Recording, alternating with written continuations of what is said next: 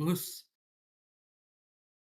Baik, perkenalkan, di sini kami dari kelompok 3 akan mempresentasikan tentang analisis dan evaluasi supply chain management pada perusahaan Healthysip. Sebelum itu, perkenalkan nama saya Raditya Huki. Saya Farel Primawara Baswara. Saya Muhammad Faris Albayaki. Saya Cornelius Serafiano Shalom Ribu.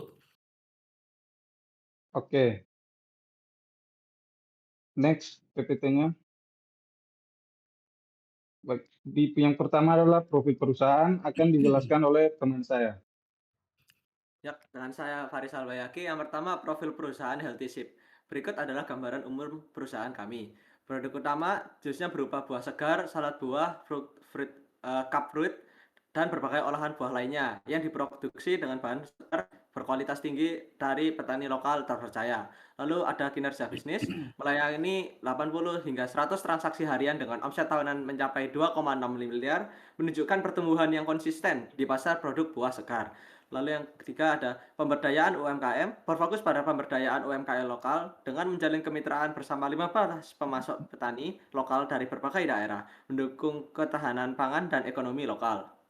Lalu ada misi utama Healthysip. Berikut adalah 3 pilar utama yang mendasari operasional dan visi perusahaan. Yang pertama, kualitas prima, menyediakan produk buah segar berkualitas tinggi yang memenuhi standar kesehatan dan kepuasan pelanggan di setiap tahap rantai pasok. Lalu kedua ada kolaborasi lokal, membangun kerjasama berkelanjutan dengan pemasok dan petani lokal untuk membangun pemberdayaan UMKM dan ketahanan pasokan bahan baku. Ketiga ada inovasi produk, mengembangkan produk sehat inovatif melalui sistem terintegrasi yang mendorong efisiensi operasional dan pertumbuhan bisnis yang berkelanjutan. Oke, selanjutnya adalah komposisi sumber daya manusia. Nah, di perusahaan ini ada 18 total tenaga kerja kita di perusahaan Healthysip ini. Dan 18 karyawan ini dibagi ke beberapa bagian operasionalnya masing-masing. Yang pertama adalah bagian produksi dan operasional. Itu terdiri dari 5 karyawan menangani proses produksi harian, mulai dari pencucian bahan baku, pengolahan, hingga pengemasan produk jus buah segar dan salad buah.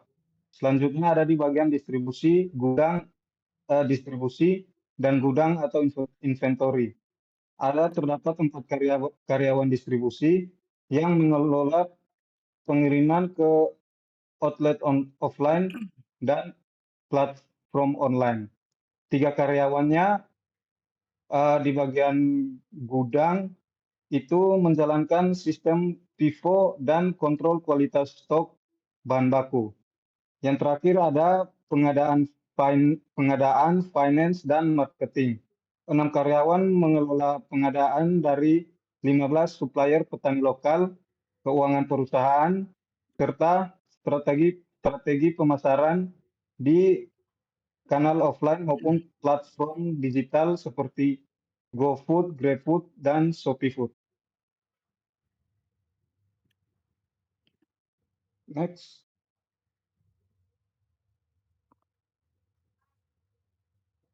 Bisa di next, Mas. PPT-nya, Mas. Ya. Oke, saat ini kita berada di alur supply chain atau dari pengadaan hingga distribusi.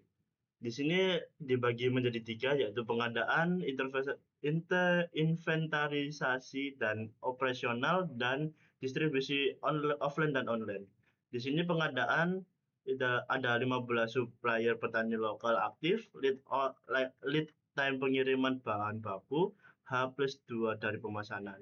Seleksi ketat berdasarkan kualitas dan konsisten pasokan dari petani.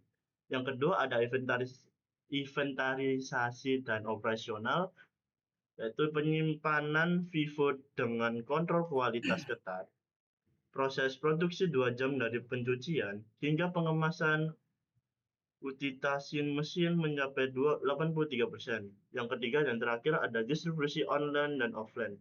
Penjualan melalui outlet offline 40% dan platform online GoFood, GrabFood, ShopeeFood pengiriman terjadwal untuk menjaga kesegaran produk.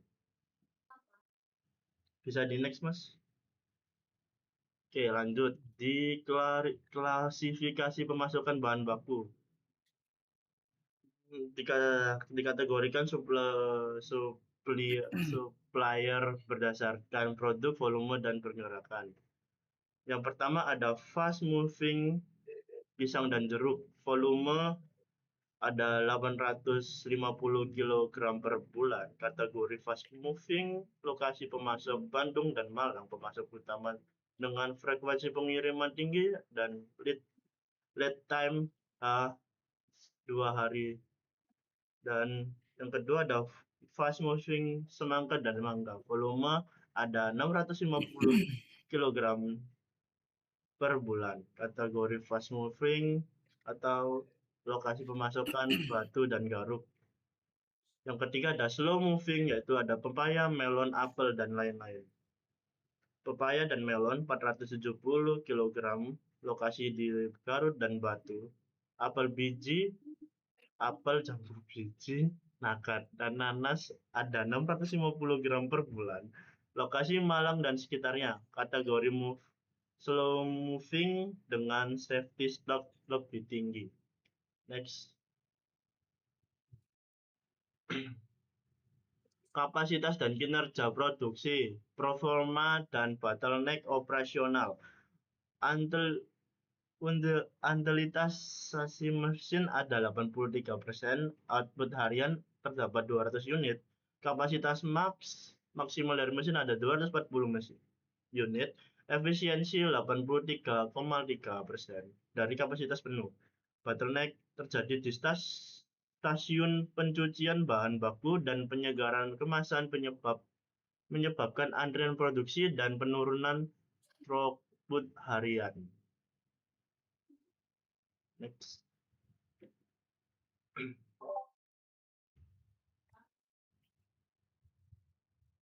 Baik, di sini kita telah sampai di kebijakan persediaan, manajemen inventaris, dan tantangan operasional.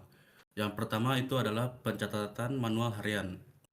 Jadi pencatatan stok dilakukan secara manual menggunakan spreadsheet setiap hari. Metode ini rentan terhadap inkonsistensi data dan kesalahan input yang dapat mengganggu akurasi persediaan. Kemudian ada metode FIFO dan safety stock. Sistem FIFO atau first in first out diterapkan untuk meminimalkan pembusukan bahan baku segar. Safety stock ditetapkan sebesar 20% dari kebutuhan mingguan dengan reorder dilakukan secara manual. Kemudian tantangan overstock dan stock out. Produk slow moving mengalami overstock, sementara produk fast moving berisiko stock out. Inkonsistensi data dari pencatatan manual memperburuk pengelolaan persediaan secara keseluruhan. Next. Next. PPT-nya tolong, Mas. Oke. Untuk peta saluran distribusi penjualan. 60% penjualan online, biaya logistik, dan komisi 15% dari harga jual. Untuk offline dan GoFood. Penjualan offline menyumbang 40% dari total transaksi harian. GoFood berkontribusi 25%, menjadikannya platform online terbesar yang digunakan HealthyShip. GrabFood dan ShopeeFood. GrabFood menyumbang 20% dan ShopeeFood 15% dari total penjualan. Kombinasi ketiganya membentuk 60% penjualan berbasis platform digital. Dampak biaya logistik. Biaya logistik dan komisi platform online mencapai 15% dari harga jual. Efisiensi distribusi menjadi prioritas untuk menjaga margin keuntungan HealthyShip. Next. Oke, jadi identifikasi masalah utama permasalahan krisis dalam rantai pasok HealthyShip. Yang pertama ialah ketergantungan supplier dan risiko gagal panen. HealthyShip bergantung pada 15 pemasok petani lokal tanpa kontrak jangka panjang. Risiko gagal panen akibat cuaca atau hama dapat menyebabkan kelangkaan bahan baku dan gangguan produksi. Kemudian ada bottleneck operasional pada proses pencucian. Antrian panjang terjadi di stasiun pencucian dan penyegelan kemasan, menyebabkan utilisasi mesin hanya 83% dengan output 200 unit dari kapasitas 240 unit per hari. Yang terakhir adalah biaya logistik. tinggi dan risiko kerusakan kemasan. Biaya logistik dan komisi platform online mencapai 15% dari harga jual. Distribusi produk segar berisiko tinggi terhadap kerusakan kemasan dan penurunan kualitas produk. Next. Oke, jadi kesimpulan dan penutup.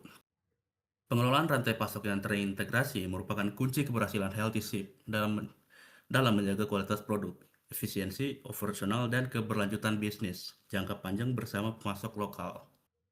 Digitalisasi melalui WMS, forecasting, real-time, dan kontrak vendor jangka panjang meningkatkan efisiensi, mengurangi bottleneck, dan memperkuat daya saing Healthy Ship secara berkelanjutan. Next. Terima kasih. Oke, baik. Mungkin sekian presentasi dari kelompok kami. Mohon maaf jika ada salah kata dan kami ucapkan terima kasih. Terima kasih.